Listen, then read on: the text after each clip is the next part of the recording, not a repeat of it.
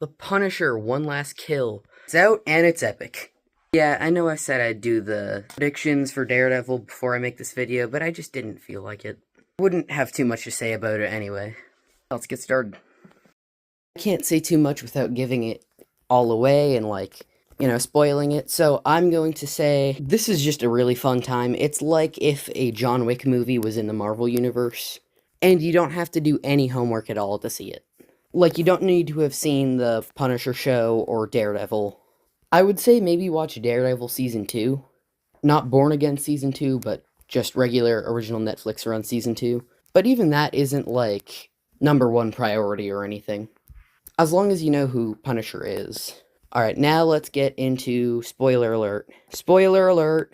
Now, let's start with what I consider to be the weakest part, and, a lot of people are saying is the worst part of this. Fortunately, it's just at the beginning. And it's that we're all tired of seeing this same storyline.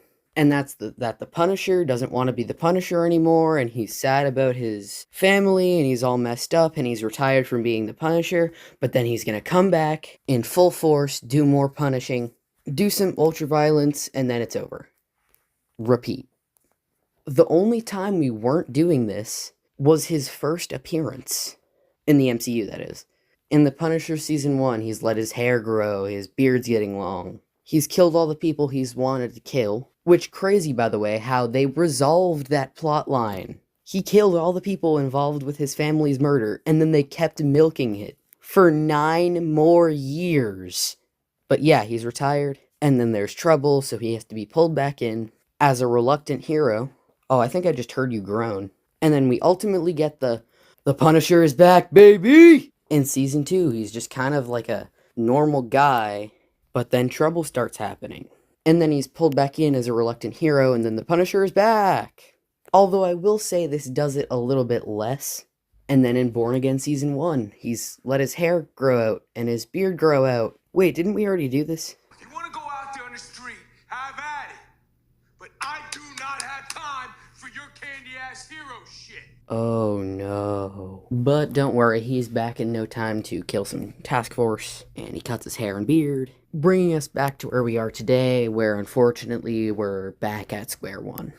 But yeah, that's the biggest fault with this. It's just that same story again. He even grew out the hair and beard again. But at least they established a new status quo where he didn't cut his beard. Oh, never mind. But with pretty much all my negativity out of the way, this was a great special. Yeah, just the action is outstanding. That's the main part of this whole thing, the action. Every time somebody is shot, stabbed, or thrown off a roof, it's amazing, no matter how many times you do it. Except for one singular jarring visual shot? That doesn't make any sense. VFX shot, I mean. When he gets thrown off the roof. That didn't look great, but it was like 2 seconds in this whole thing. The rest looked really good. Something random I found kind of strange. It's unclear if Curtis is alive or not, because he doesn't appear in person. And yeah, it was nice to see him, but his inclusion just kind of felt unnecessary. We always love to see Karen show up. But it was honestly kind of just like the same deal because she wasn't actually there. But I'd rather have that than no Karen at all, I suppose. It serves as a reintroduction to the character, especially before, Spider-Man Brand New Day, and if anything, I think this kind of tells us he's gonna show up more. Or maybe it's kind of a test to see if they want him to show up more. It's so you can know who Punisher is when you watch Spider-Man or something in the future without having to go back and watch his entire run. And I guess that kind of warrants some of the rehashed elements. And I like where this is kind of going, where he's more of a savior for the city. He's more killing to protect others now, because all of the people related to his family's murder are gone. Finally. Some people might find it weird that they let Ma Nucci go. But that was the cool thing in kind of his arc. He let her go to go save a family. But that's really shown by the amazing ending of this.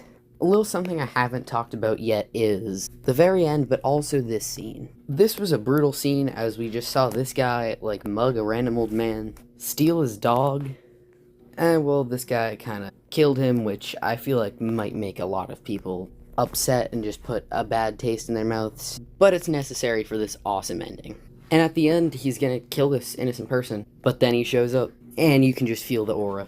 He gives the hat back to the old man. But in like the coolest moment ever, he says, "That's not the only thing he took from me." And then he throws the axe at him. Look at how cool that is. Look at how cool that is. And then he shoots him in the face. Amazing. I think that guy got off too easy, actually. And this is another thing I share with a lot of people. I wish this was longer. It's only 45 minutes. But I think this is kind of a test. They're testing the waters to see if people want more of him. And maybe we can get another season of his show. Or at least something with him. I don't know. They left the door open with Manucci. And yeah, despite its faults, I really liked this. And now I am more excited than ever for Spider-Man Brand New Day. No more weekly Marvel, but that just means next up, Spider-Man. I can't wait. I'll see you guys then, but hopefully sooner. And yeah, that's it. Let me know what you guys thought of Punisher One Last Kill.